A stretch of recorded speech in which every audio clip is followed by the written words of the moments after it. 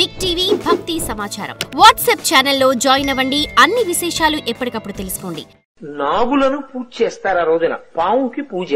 పావుని ఇంటికి తెచ్చుకోవడం అన్నది సాధ్యమయ్యే విషయం కాదు కాబట్టి పావు ఉన్న చోటికే వెళ్లి పూజ చేస్తారు.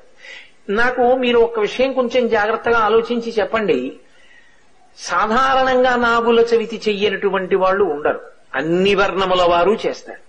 అందరూ తలస్నానం చేస్తారు, చక్కగా పుట్టక పెడతారు, ఏదో అందులో గుడ్డు వేస్తారు, లేకపోతే చిమ్మిలి వేస్తారు, లేకపోతే చలివిడి వేస్తారు, లేకపోతే ఆవు పాలు పోస్తారు, ఆ పుట్ట చుట్టూ తిరుగుతారు, పిల్లా పాపలతో నమస్కారం చేస్తారు, ఇంటికి వచ్చేస్తారు.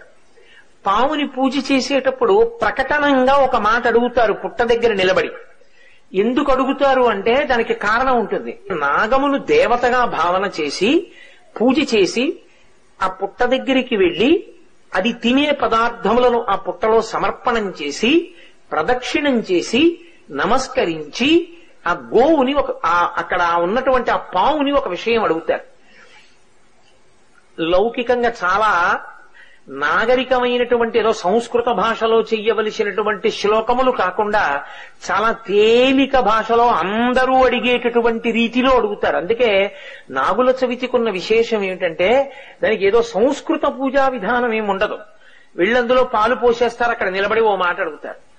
నన్నేలు నా గన్న నా కులము నేలు, నా ఇంటి నేలు, నన్ను కన్నవారి నేలు, నా ఆప్తులను ఏలు, పడగ తొక్కితే పగవాడనుకోకు, నడుము తొక్కితే నావాడనుకో, తోక తొక్కితే తొలగితూ వెళ్ళిపో, ఈ నూకల్ని పుచ్చుకో మూకల్ని ఈ పిల్లల నూకల్ని పుచ్చుకో మూకల్ని ఈ పిల్లల మూకల్ని ఈ. సంతానకారకుడు నాగదేవత.